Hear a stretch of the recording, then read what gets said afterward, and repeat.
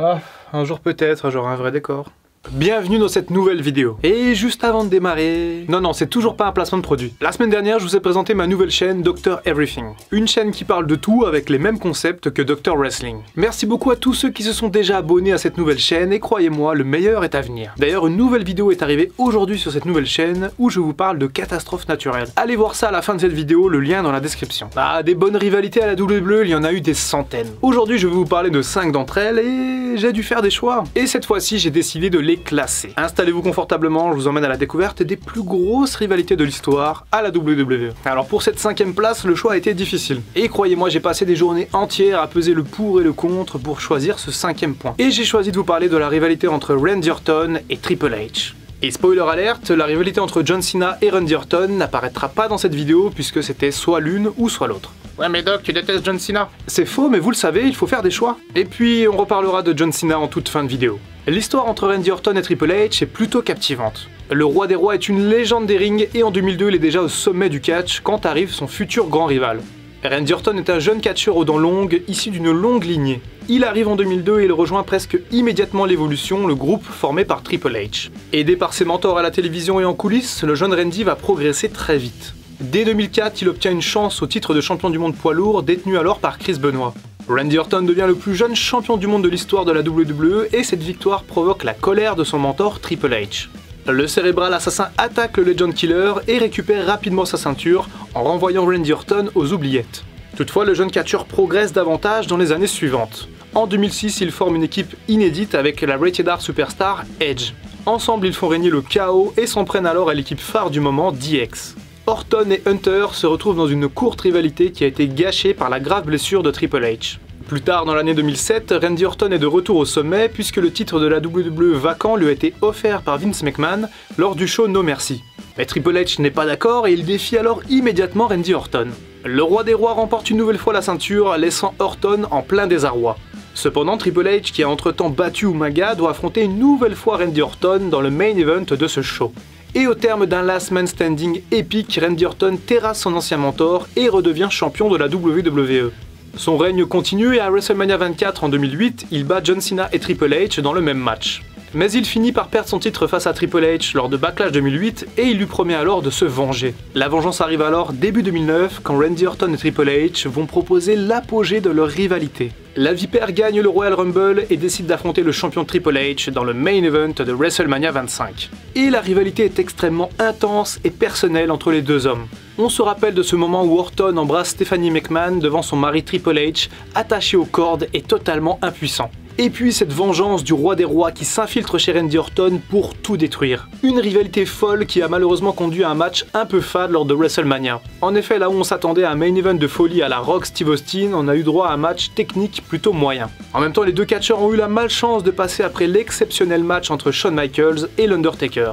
Au final, Triple H a remporté ce match et la rivalité s'est ensuite tassée puisque les deux ennemis sont devenus alliés dans la fourberie. Mais voilà, cette rivalité méritait amplement d'apparaître dans cette vidéo. Deux légendes laissent la place à deux autres puisque je vais maintenant vous parler de la rivalité opposant Shawn Michaels à l'Undertaker. Peut-être la rivalité la moins féroce de tout ce classement, mais une rivalité légendaire quand même. Shawn Michaels et l'Undertaker ont croisé le fer sur plusieurs décennies. D'abord en 97 où Shawn Michaels arbitre un match pour le titre entre l'Undertaker et Bret Hart. Le Heartbreak Kid lance un coup de chaise sur l'Undertaker alors qu'il visait Bret Hart. Le Deadman est alors furieux et cherche à se venger du leader de DX. Les deux s'affrontent une première fois dans un no contest lors de Ground Zero 97. Le deuxième match est légendaire puisque c'est le tout premier Hell in a Cell match de l'histoire. Un match innovant et fabuleux qui verra la victoire de Shawn Michaels après une intervention de Kane durant le match. Le Heartbreak Kid devient entre-temps champion de la WWE suite au Montreal Screwjob au Survivor Series. Mais l'Undertaker n'en a pas terminé avec lui et défie le champion lors du Royal Rumble 98.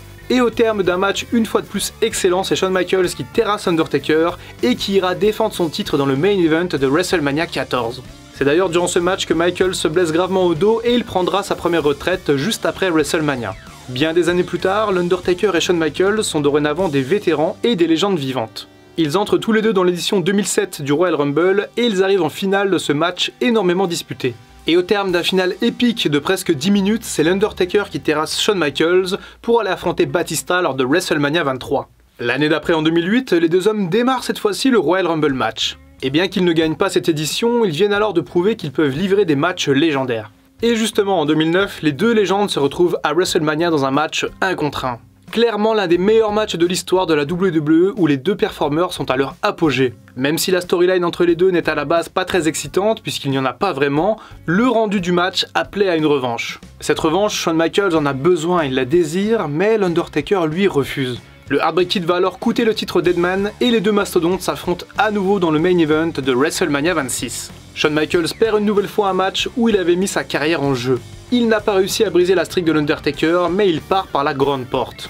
Et les deux se retrouvent 2 ans plus tard quand Shawn Michaels arbitre le match de la fin d'une ère entre Triple H et l'Undertaker. Depuis, ils ne se sont plus jamais réaffrontés et surtout pas dans un show mineur. À la 3ème place, j'ai décidé de vous parler de ma propre rivalité préférée à la WWE, Stone Cold Steve Austin face à The Rock. Et les deux idoles de l'Attitude Era ont littéralement secoué le monde du catch. Les deux catcheurs arrivent à la WWE en 96 et leur ascension est assez similaire. Et en 1999, les deux sont au sommet du catch mondial. Le Rock est le champion corporate, un vendu à la solde des McMahon pendant qu'Austin est le symbole de la rébellion à la WWE. Austin qui s'engage à vaincre le Rock dans le main event de WrestleMania 15. Les deux stars s'affrontent dans un match qui n'aura finalement pas tenu toutes ses promesses. Stone Cold Steve Austin avait pour l'occasion oublié de prendre sa traditionnelle veste en cuir et il est arrivé au ring dans un t-shirt simple. Austin triomphe du Rock et défend dans un match bien meilleur lors du show suivant Backlash 99.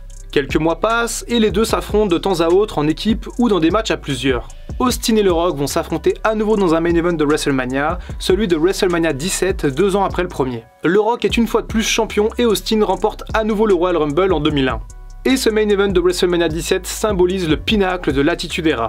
Une intensité rare et inégalée à WrestleMania qui se termine sur un heel turn retentissant de Stone Cold Steve Austin. Une fin que beaucoup regrettent mais qui a participé à façonner la rivalité entre les deux stars. Et puis il reste le dernier volet de cette trilogie.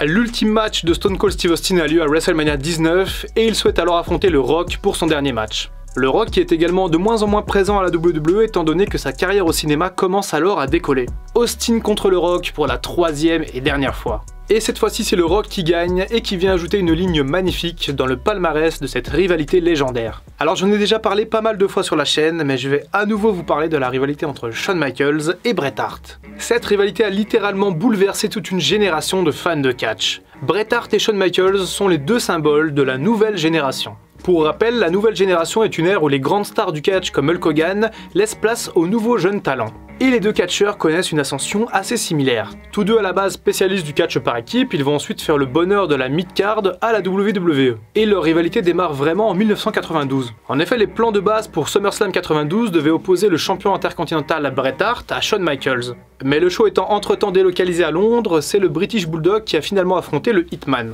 Toutefois, Shawn Michaels affronte le Canadien dans le tout premier match de l'échelle de la WWE. Un match qui n'a même pas été diffusé à la télévision sur le moment. Au Survivor Series, Bret Hart est champion de la WWE et il est défié par le jeune Heartbreak Kid qui perd ce match. En 93, les deux se croisent également dans l'un des traditionnels matchs par équipe lors des Survivor Series. A noter que Shawn Michaels et Bret Hart sont à l'époque très amis dans les coulisses de la WWE. Les mois passent et Shawn Michaels perd une nouvelle fois face au Canadien dans un match en cage. Toutefois, Michaels allait enfin connaître son moment de gloire en 1996. Après avoir déjà échoué à récupérer le titre à WrestleMania 11 en 95, Michaels remporte le Royal Rumble 96 pour la 2e année consécutive. Il défie cette fois-ci le champion Bret Hart à WrestleMania 12 dans un Iron Man match de 60 minutes. Un match épique qui voit le premier couronnement du Heartbreak Kid en tant que champion de la WWE. Et les plans de base devaient opposer à nouveau ces deux catcheurs dans le main event de WrestleMania 13.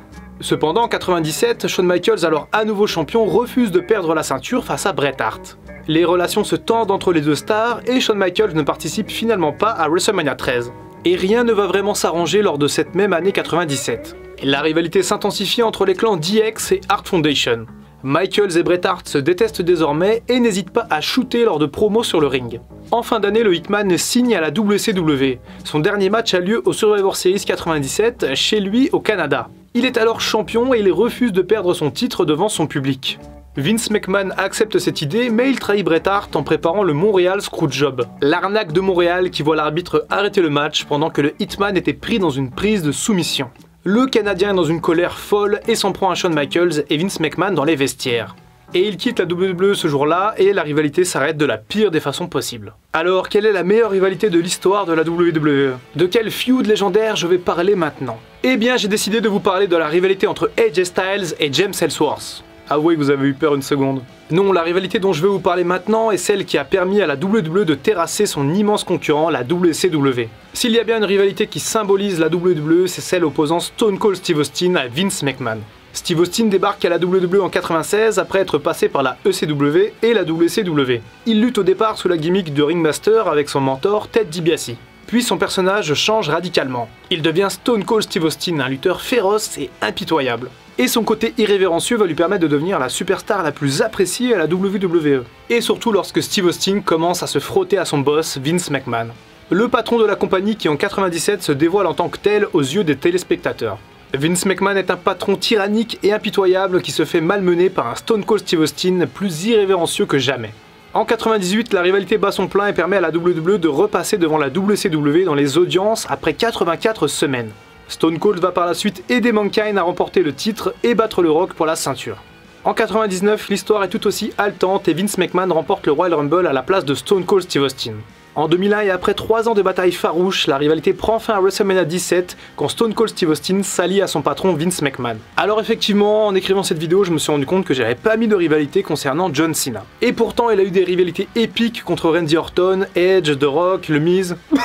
Pardon. Toujours est-il que le 16 fois champion du monde n'a finalement pas eu tant de rivalités si marquantes dans sa carrière. Est-ce que vous, objectivement, vous auriez mis une rivalité de Cena dans ce classement, et si oui, laquelle? Et puis au final, peut-être qu'un retour sur l'histoire sur John Cena s'impose. Voilà, c'est tout pour cette vidéo, j'espère que le sujet vous a plu. Si c'est le cas, n'hésitez pas à me le dire dans les commentaires. N'hésitez pas également à me parler de votre rivalité préférée à la WWE, je lirai un petit peu tout. Pensez à venir me voir sur Twitch, puisque tous les samedis, je fais du rétro gaming autour des jeux de catch, et les dimanches, on regarde du catch directement tous ensemble. Pensez également à rejoindre le serveur Discord, puisqu'on est presque 500 à parler de catch quotidiennement. Voilà, c'était Dr Wrestling, je vous dis à très bientôt pour une prochaine vidéo, et en attendant, prenez soin de vous.